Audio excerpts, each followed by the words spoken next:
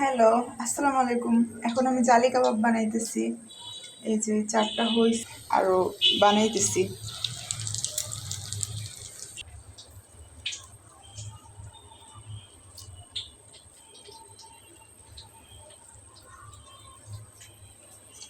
গুঁড়ির মধ্যে কোট করে, গুঁড়িটা আরও মিহি করে করা দরকার ছিল, বিস্কিটের গুঁড়ি। সমস্যা নেই। ডিমের ডিমের মধ্যে একটু দিয়ে তারপর কি বলা, আগুন লেগে গেছে আমার হাতে।